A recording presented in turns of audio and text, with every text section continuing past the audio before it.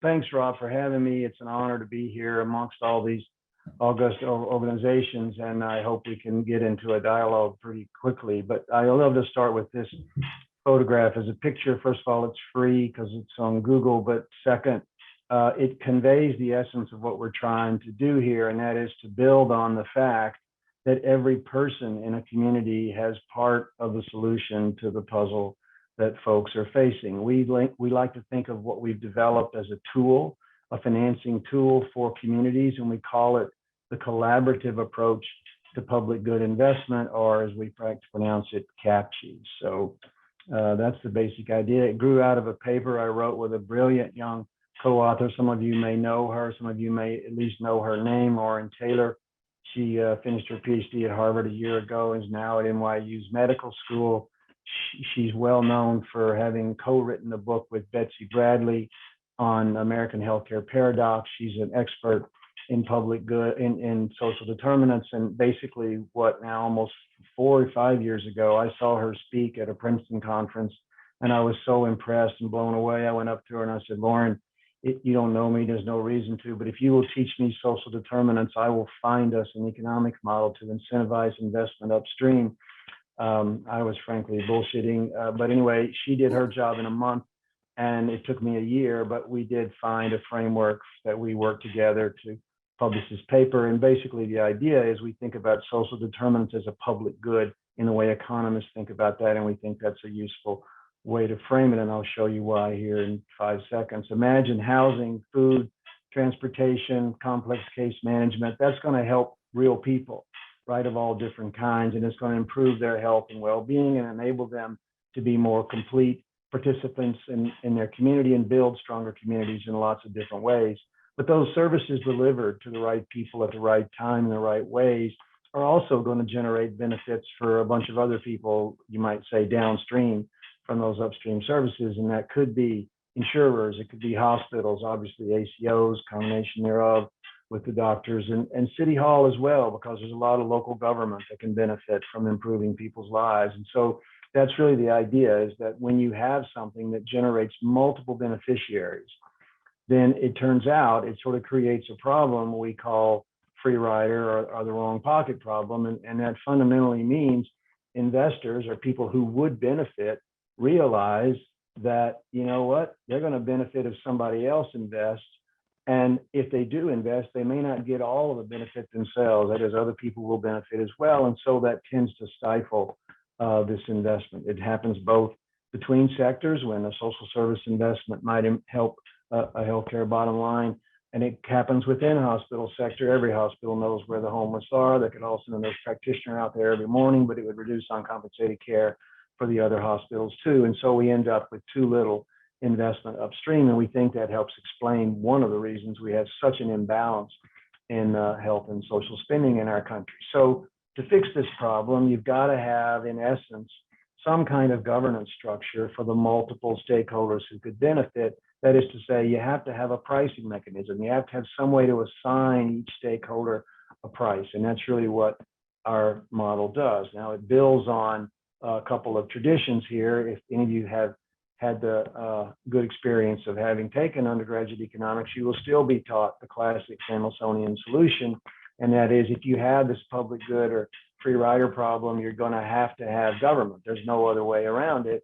And because you have to have government, at least according to the textbooks in the traditional way this is taught, that means government has to decide how much of a public good you need. They have to decide how much, who is going to pay in taxes and so forth, the scale of the investment, and the difficulty there. And as you've seen in our country over the last really 40 years, people don't always trust the judgment governments make about these decisions. And so what we tried to do was build and find a private sector solution, and that's really what this model came from. Vickery Clark Groves, those are 3 different economists at 3 different times, all in the 60s and 70s, but they came up with a way to solve a free rider problem without government under certain conditions. And those conditions are, there must be a group of beneficiaries who recognize the mutual self-interest in solving the problem, and there must be someone who can play the role of a trusted broker. Now, what's a trusted broker? Well, a trusted broker is someone to whom each of those individual stakeholders might be willing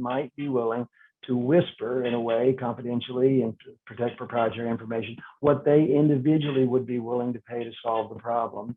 The trusted broker then could add up all the individual willingness to pay, and if that sum of the aggregate willingness to pay exceed the cost of the project, then you've got an economically viable project, and that can solve your problem. And so Victory Clark Globes is really good for getting to a one-time solution to solving a public good acquisition problem, that is to say the right yes/no decision. It's not so good in the long run because its pricing mechanism imposes some costs, which I can go through in detail if you'd like, but it imposes some costs that a lot of people wouldn't like to have over time. And so it's not a great sustainable solution in the long run. And that's really what our model does. It makes this Victory Clark Groves base sustainable in a social determinant context. Now, to see that, let's think a little bit about what we really do. It's about defining that governance, finding that pricing mechanism, finding that way to assign prices that are perceived to be fair. And we call these fairness constraints, and there are two that we impose on the VCG chassis. And that is, first, no one will ever pay more than they bid. They never pay more than they think the value to them will be. Everyone will share in the surplus. If it's worth doing, there will be a surplus.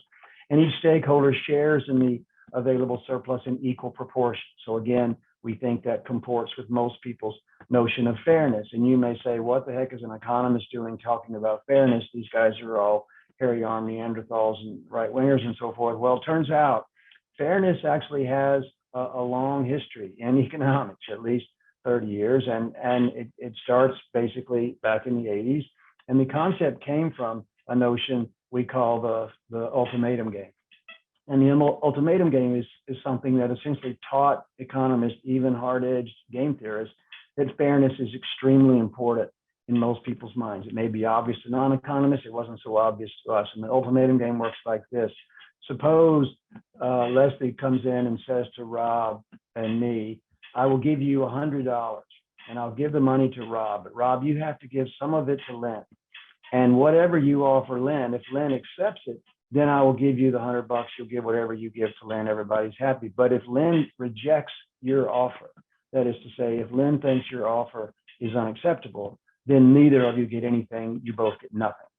Well, a typical hairy arm Neanderthal right-wing libertarian economist will say to Len, well, you know, Len, you're going to be worse off if I do nothing. So I'm going to give you 1 penny. I'll offer you 1 penny and I'll keep 99.99 for myself. Well, turns out when you do that in real life, a lot of people, even though they would be better off getting the penny, say in various ways, hell no. They consider that completely unfair. So it turns out the average offer in a real game theory context in like 15 different cultures across all kinds of countries is between 40 and 50%. So turns out people do have this deep sense of fairness, and that's why we think these fairness constraints actually might have real legs in the real world. So what are the key elements of our model? Well, you've got to have this local stakeholder working group. They've got to recognize there's a social determinant need. That's not hard. There's got to be someone who can play the trusted broker role. That's a little more tricky, but turns out they exist in lots of places. And I would say these coalitions exist in lots of places, way more than we thought, primarily because of 3 reasons. Number one, readmissions penalties really focused hospitals on upstream activity because they figured out really fast people are being readmitted not because of what happened in the hospital, it's because of what doesn't happen outside the hospital after they go home.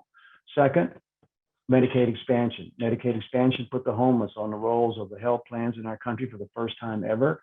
And the health plans didn't know much about the homeless, but they learned pretty quickly who's costing them money. So they too start focus on upstream activity. And then finally, of course, and most poignantly, the opioid crisis. Opioids had the effect of bringing law enforcement, ED doc, maybe family services, somebody from social services in the same room. What do we do now, assuming the patient survives in a lock zone? Well, patient's got a spouse, patient's got a neighborhood, patient's got a community, patient's got a set of people. Commonly viewed across sectors, we all have to work together to solve this patient's problem upstream because their problem is our problem. So that turns out to be pretty common all across our country at the moment, and therefore we've been kind of amazed, as I'll talk in a moment, at the traction our model seems to hold. So What's the deal again? Well, stakeholders have to reveal their willingness to pay to the trusted broker. Only they would never tell a competitor or certainly an antagonist what they're willing to pay. Only the trusted broker knows that and the cost of the project. And if the sum of those bids exceed the cost, then you can apply our fairness constraints and you can assign prices that people will find sustainable over time. So the money flows from stakeholders to the trusted broker to a service provider. And that we believe this bidding ultimately is based upon enlightened self-interest, and that's why we think it could be sustainable. Here's a concrete example. Suppose a complex case management intervention it costs $180. So community health workers, social workers, and suppose you have three classes of bidders. You have insurers willing to bid 110 because they know utilization is going to go down if it's done right. Hospitals, maybe they have uncompensated care. Maybe some of these folks are uninsured. Maybe they have value-based contracts with the insurer. Maybe they're in an ACO. They realize they have advantages to reducing total cost of care. They're willing to bid something. And then what we call a non-vendor CBO, that really just reflects what I would call a non-financial value. There are people, believe it or not, in the real world who care about actual health outcomes and social outcomes of individuals who may put a value on that outcome independent of money that they might make or might save from the activity. And we found, as I'll go through my examples, those guys exist in every community as well. It could be philanthropy, it could be lots of different places.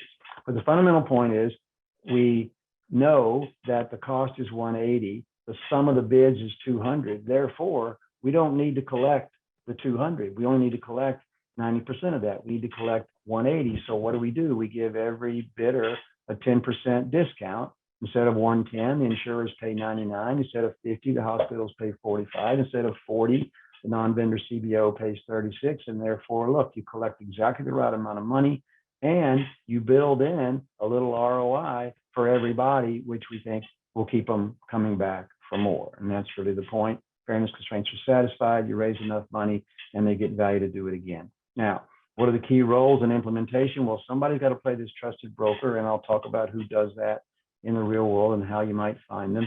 Stakeholders are fairly obvious. All the people who would benefit from the intervention being delivered in a timely way upstream. And then, of course, the vendors are the people who can actually do the SDOH intervention itself, and they can range from a large array of CBOs to network of CBOs, et cetera. And then probably in the beginning, you're going to need some technical assistance, and that's where Lauren and I and our colleagues and so forth have come in. Now, like I said, we wrote this paper now 3 years ago, and typically in economics, when you write a paper with content that's kind of theoretical, you know, I get like 4 emails, right? The first email said, Len, it's time to retire, which is pretty normal for me at this point. The second email said, well, you should have used this other data set or this other mathematical form of proof, et cetera, and go on and on. Well, then we also, this time, got 23 different communities who came to us and said, can we do this here? We realized when that kind of outpouring came, because that's not a normal response to an economics paper, we did indeed touch a nerve. And so what we did was we got a grant from 4 foundations, a Commonwealth Fund, Episcopal Health in Texas, Missouri Foundation for Health, and California Healthcare, in order to teach the model to the country. We did it through 4 webinars in the second half of 19. And then we had anybody who had survived those 4 webinars apply for a site visit. And we made site visits. We scheduled site visits to 10, the 10 best in class, the 10 we thought were most likely to succeed. As my Commonwealth funders told me, Len, this is not yet ready for randomized trial. This is proof of concept. Let's pick the ones that seem most likely to succeed. So we did 6 site visits before COVID shut down travel in March of 20. We did the last 4 via Zoom, thank God for Zoom. And those are the communities you see arrayed before you. We like the fact they span all time zones, they span red, blue, they span expansion, non-expansion states. The red dots represent actual implementation on the ground. Obviously, everybody's shut down when COVID hit in the first big wave in the spring of 20. And that was perfectly appropriate. Basically, they came back out of their COVID caves at different paces. Cleveland was first, and then Albany, and then Waco, Texas, very soon thereafter. The blue dots from Spokane, Washington to Hartford, Connecticut are still, they're now coming back into the fold of having activities and discussions about implementing maybe in 2022. And the purple one is possibly going to happen, although it's probably only going to happen if it does because of a recent CDC grant that might jumpstart the thing there in Virginia. But by and large, we've been quite happy. The example coalitions I would say that are active right now, the United Way of Greater Cleveland is playing the trusted broker role, and they have done a fantastic job. They have 11 partners, including 5 plans, 3 hospitals, 1 AAA. The Alliance for Better Health, which some of you may know, it is an HIE first, and it has built with Unite Us, a closed loop referral platform. So it's got the full social health ecosystem information system flowing through it. They have 4 health plans and 1 hospital system and some local governments. And then Prosper Waco, which is kind of like a Uber Chamber of Commerce. It's meant to be what it says. It's meant to help Waco sort of do better. I was told when I was there that Waco used to be the same size as Austin like 50 years ago, and Austin, of course, is now 10 times bigger or whatever. And that was because they had more forward-looking leadership, and Waco didn't. Well, this Prosper Waco group is trying to catch up, and they have sort of employers, they have health plans and hospitals, et cetera, and they have their intervention that has led to a collaboration between a plan, 2 systems, and law enforcement. Law enforcement is very much involved. Again, go back to that local government gain. They see exactly and particularly how they can benefit.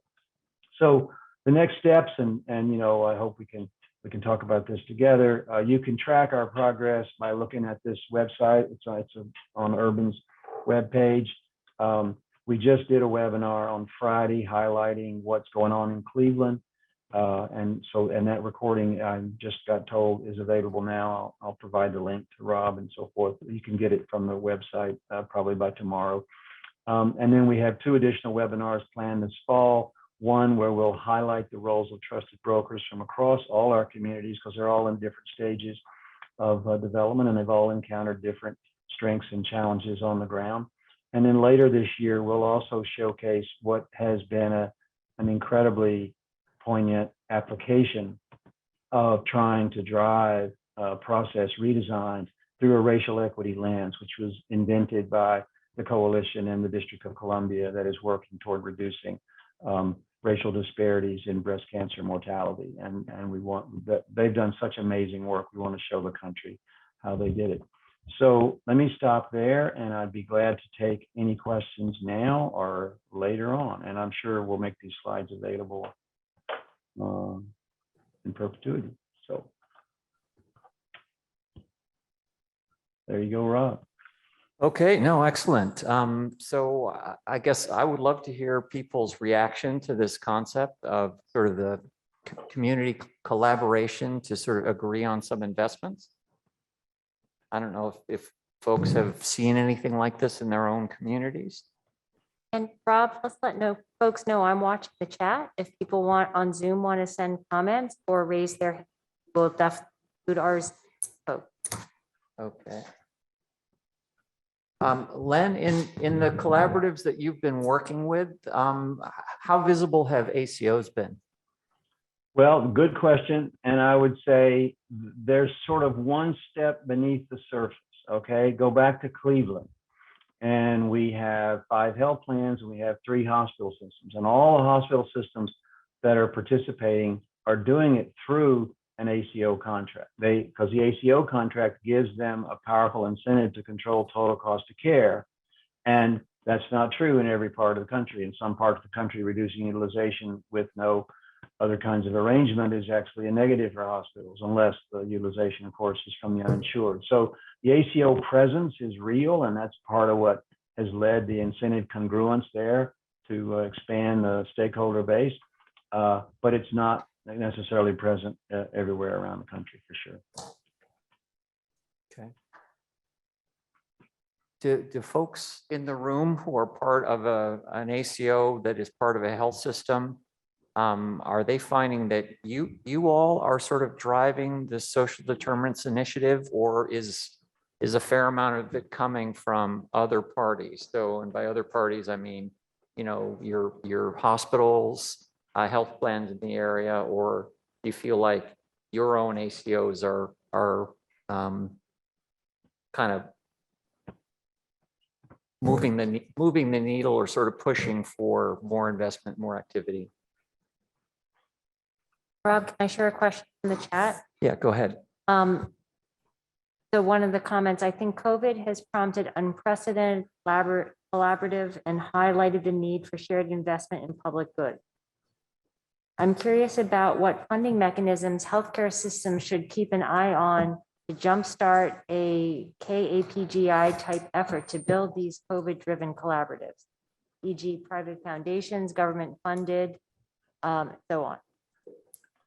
So that's a great question. And I would suggest, you know, it's probably worth thinking about how do you start a conversation about a public good? How do you start a conversation about a common interest in solving an upstream problem? And to me, that seems to flow from what I will call the natural conversations that go on around a United Way or some kind of entity like that. So in Cleveland's case, and by the way, in Spokane's case, the convening entity, the United Way, was a backbone of the CMMI, Accountable Communities for Health. So those kinds of conversations are going on in lots of places. In other places, you know, United Way is not the thing. It was an employer group in Waco, and it was an HIE really in Albany and in Kansas City. It's a group of hospitals who all were getting dinged pretty badly on the readmissions penalties. In Anne Arundel County, Maryland, is being led by the health department. So it really is different people, but the conversation needs to include various stakeholders so you can come to what I will call a shared understanding of what the upstream needs really are and how might you all benefit from that discussion. Once you get that discussion going, then it seems to me it flows naturally who should be at the table pretty quickly. One place to start if you're starting de novo is to look at the community health needs assessments that the hospitals do every year. Some of, you know, they're getting better over time, and they got to post them on the website and all that stuff. And obviously you want to be deeply mindful of what your emergency room frontline staff are telling you, because they're seeing the reality of it just about every day. So I have another question. What's the scope of the Can you resource? speak into the Oh, in the microphone? Can you Yeah. hear me now? The question, what is the scope of the resource bid upon? Is it an entire program, specific services, for example, transportation? How big is the breadbox? So good question. And it really, we believe it has to depend upon the scope and scale and desire of the stakeholders. So in Cleveland, each of the stakeholders, the health plans and the hospitals, are contributing between 50 to 150 names of people who they want to focus on. They agree among themselves what criteria should be defined in the eligibility set. In Cleveland, they're doing medically tailored meals for socially isolated older adults with a specific chronic condition. Right, so it's very precise, and they're sort of, you know, ICD-10 codes and all that stuff for these folks, and they come out of the hospital EHR and they come out of the health plan information database, and they all go together, and so they submit names to the United Way. United Way gives the names to Benjamin Rose Institute on Aging, which delivers the services, both food and the social isolation intervention. And so each person, each organization decides how big a scale, and they bid. The amount of money they bid is essentially, when you get right down to it, a per person value they expect to reap. And so that is determined by their scale as well. In every case, we stress the importance. As you all know, there's increasingly good but not great literature on SDOH intervention. So we require everybody to have a control group, and we're doing an evaluation and all that stuff. So all of them have sort of at least that many people, if you will, in their pocket who are not getting the intervention in the first round. And so we do that both to do the evaluation first, but also to give them room to grow if they want to make it bigger in the next round, or they might decide to do a different intervention over time once they sort of see how this all works and see how the United Way is capable of doing all the functions. So the scale is dependent upon the stakeholders, and the total amount of money in Cleveland's around $800,000. In Waco, it's more like 400, in Albany. The first thing they did, which was vaccine hesitancy reduction, it was relatively cheap. But the next thing they're going to do is going to be much bigger. The next thing they're going to do is probably going to be either respite or living room, which you may know is a way to divert folks out of ED, out of jail, really, into a setting that's more appropriate for mental health crisis. So it depends on the group. The other thing I would say is that the trusted brokers often, think about it, they're sort of there in the community trying to figure out how to basically marshal folks to work together. They may want to do something relatively simple like medically tailored meals to start, and then you get to something harder and something bigger once everybody gets proof of concept, just like any other kind of intervention in the short run. Len, one of the things that occurs to me, if I were in Boston, I guess in Boston, there would be some natural people to go to, community organizations to try and, if I wanted to get something like this started. But I also wonder about hospital associations. I mean, hospital associations sometimes sometimes they don't agree on anything, but sometimes they can come together around this type of thing. Did you have any hospital association type of groups involved? Well, certainly hospital associations are they're in the business of educating their members, and so I've been invited to speak a couple places, and sometimes they will form a working group out of that. But we've actually gotten more traction from health plan associations because they see the benefit, I think, even more directly and sort of more naturally. Again, hospitals are somewhat conflicted if they're losing fee-for-service type revenue as opposed to value-based type revenue, and so they're not as sort of quick to see the potential benefit here. But health plans definitely get it, and they are definitely involved. So it sounds like there's not really a clear answer about if you're an ACO and you want to try and push for some more of a community collaboration around this, who you would start with first. Well, first I would define in your own organization's view, what are the most important upstream issues in your community or communities, right?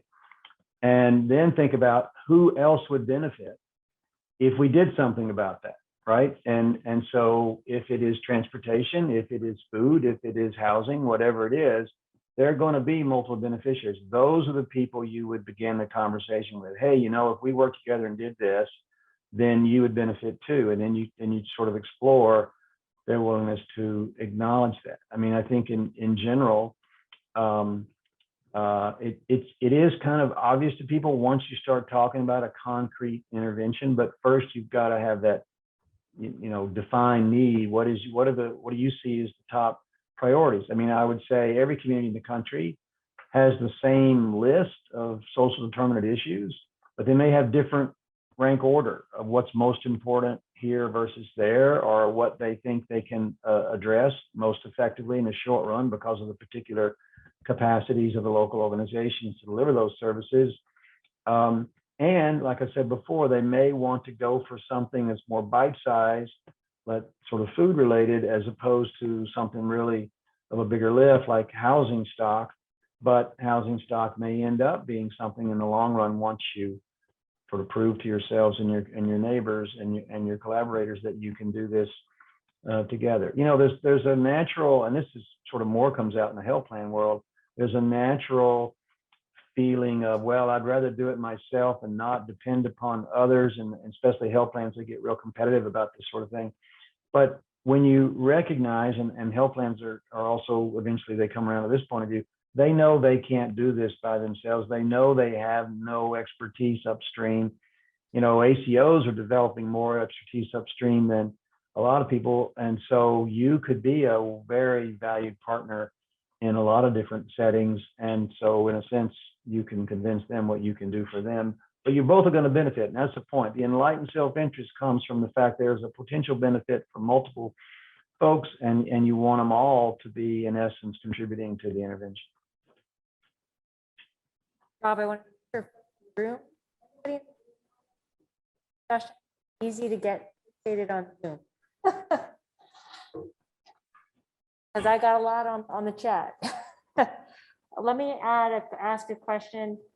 Where to go to get help with the ROI to help influence buy-in? Len, Oh, the ROI. yeah, really good question. And what I would say, we have a set of spreadsheets that we worked out for all the kind of actors that we imagine, and they're on the website at Urban. You can email me and I can walk you through them.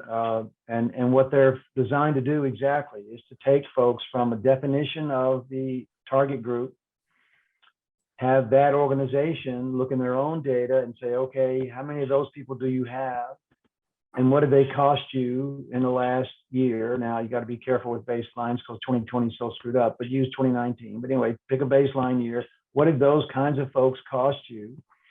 And then what is the intervention based upon the evidence that might be available from either published rigorous studies and or pilots that have been on even locally or elsewhere? What is the impact you would expect this intervention to have? And then essentially you compute what those savings might be if it worked out like it did elsewhere. And then that's how you get to talk about value. And that's how you get to talk about what it might be, what it might mean to them. In a way, you show folks what they're leaving on the table by not doing it. And that's often a powerful way to actually get the CFO's attention. I would also observe that when you start having these kind of business case conversations, the ROI conversations, there's kind of an aha moment because, and I expect a number of the organizations on this call experience this phenomenon.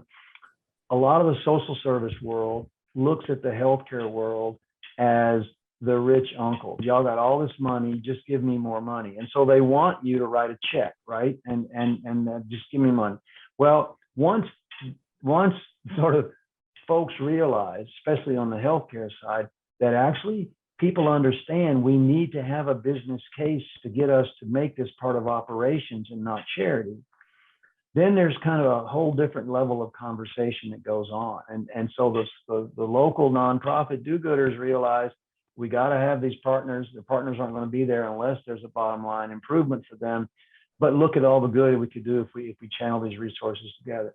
I would also say, again, there's always going to be that non-vendor CBO. There could be, in fact, I would predict there is in every community, somebody who's willing to put a little money up, maybe not much, but some money, maybe a lot in some cases, put money up just for the outcome of improving people's health, whether it saves enough money to pay for intervention or not. And that helps, if you will, hold the glue of the community together, and often it actually enhances the for-profit organization's willingness to pay because then they feel like they're getting to credit for PR as well as operational improvement. So Len, I remember Lauren did publish a paper that was sort of a review of the literature of the impact of social determinants initiatives. And if I recall correctly, the majority of them didn't have cost information. And of the few that did have cost information, the results were, I think they leaned positive, but they were mixed.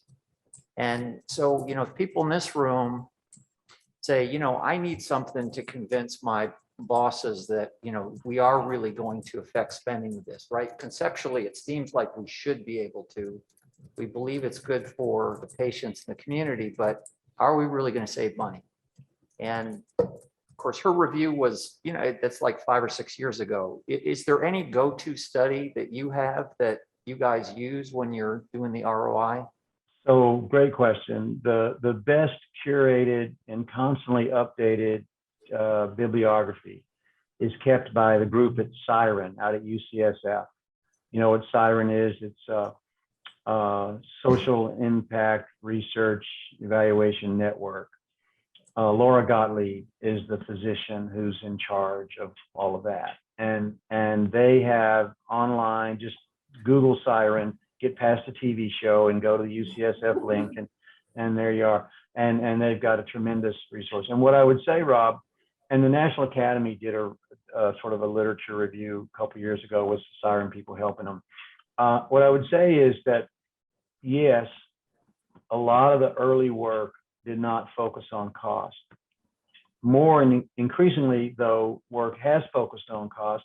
What turns out to be true is that in general, and the National Academy will say this, although their executive summary left it out, for specific populations, there is good evidence that particular interventions will save enough to pay for the intervention. So for the homeless who have serious mental illness, substance use disorder, maybe plus or minus a chronic condition, housing first, where you do put them into an apartment and you wrap them with social work to try to, basically, you can save enough money to pay for the housing. Garden variety homeless, not so much. You're not going to be able to do that. So there's not enough healthcare savings to pay for utopia, okay? But there are specific interventions, and there's lots of evidence that will save some money. And the question is, what should be in our healthcare, if you will, payment trigger, right? Think about it this way. We don't require a new drug that costs whatever it costs to reduce hospitalization and physician services enough to pay for the new drug. We approve a new drug if it improves health, at least theoretically. And I would submit an awful lot of stuff that we're learning about, even if you don't have cost in the study, if it improves health, Rob, there's a case to be made for putting it in the MLR of what CMS allows these public program beneficiaries to pay for. And that's really where the policy issue, I think, is at the forefront. We have to enable plans and then you all to pay for stuff that's going to improve health, whether it completely offsets cost or not. It's still going to improve health, and arguably, if it reduces cost a little bit, that's a good thing. If it reduces cost a lot, that's a tremendous outcome. There's clearly a debate and a legitimate one about, healthcare can't pay for everything. No, but if food improves health for certain people, how can you make a case to deny it, right? So at the end of the day, we're never going to solve our biggest disparities and equity, and for that matter, cost problems, unless we're able to bring all our tools to bear. And some of the tools we can bring to bear are these targeted social services for certain people. Right. And so we have a comment from Eleanor. Eleanor's on Zoom from UNC, and she said, there are really good studies on the ROI of medically tailored meals. Yeah, we used the Berkowitz work in Cleveland, and it was extremely impactful. In fact, it was so persuasive that some of the payers wanted to do exactly what Berkowitz did, and other people there didn't want to do exactly, wanted to make a variation on it, and they kept holding up the paper saying, no, you got to do this. So there's great work out there, but not everybody knows about it. I think I want Eleanor to go around the country and give talks. That's what I would like. Right. Oh, Eleanor, excellent. Did you want to jump in? I appreciate the shout out. But I did want to mention also that a lot of state Medicaid agencies are now using that evidence to pay for things like Mom's Meals, which provides medically tailored meals to people post-hospitalization. And Blue Cross and Blue Shield North Carolina is actually working with us on a randomized controlled trial of providing food assistance to folks with hypertension, plus or minus community health worker delivered health education, in the hopes that it will help with hypertension control and hopefully healthcare costs. So we're pretty excited about that. That's great. That's great, Eleanor. No, I think the innovation right now is coming from the state Medicaid agencies. And, CMS has given a little more freedom than they used to, so God bless them, but there's still institutional and historical reasons why they're reluctant to open the MLR to where it should be, but hopefully that's coming. And if a state puts it in a state plan amendment and declares it to be okay and they get CMS permission, then it can do way more than a lot of people think right now. And thank you, Eleanor, for adding to the evidence base, because that's the only way we're going to get it everywhere. No question. Someone in the chat talking about needing to take a long view when you think about ROI, time horizon matter, and some of these investments may not pay off. That's exactly right. And when you think about that, I mean, if you think about it hard and go back to like 1820, if we had required a 2-year return, we never would have had public schools, right? And how do we get public schools? We decided people should read and they should know how to count and yada, yada. And the government paid for it out of taxes. So there's no question, if you're going to have a long horizon, you can't expect financial institutions with short-run financial constraints to make a 20-year investment. However, if you do have evidence that the intervention could work and will work, then you could imagine things like bond financing. I mean, how do we pay for the Erie Canal? We basically floated bonds. We couldn't agree to pay taxes. We paid for the Erie Canal with bonds we sold in England, actually, and we got the money to build this network of improvements which quintupled GDP. So there's a long-term payoff that's real in addressing, say, adverse child events, right? But no individual plan or ACO is going to see the benefit from that in the short run. But we all have a compelling interest in doing it in the long run. So how do you pay for that? I would argue some combination of government and finance. And there are these, CAPG is one way to do collaborative. There are these social impact bond sort of things, pay for success. And they too are a way where private investors might have a longer horizon as long as the right milestones are met in every intermediate outcome. So, yeah, we have a comment from Sharon just about how when we talk about stakeholders and pressures that boards of trustees may increasingly push health systems to do more about this stuff. I think that's absolutely right. And what I'm starting to observe is C-suite compensation packages being linked to community health indicators. And I can't imagine a better, shall we say, motivating factor than that. And I know Bon Secours Hospital System has done it in Baltimore, and I'm told other folks are thinking about it in various places. That's the key. That's the key. I'm an economist, right? Everything looks like a nail. You get what you pay for. If you want this stuff to happen, we got to be willing to pay for it, whether it be an MLR allowance in the Medicare or Medicaid programs or compensation packages for executives.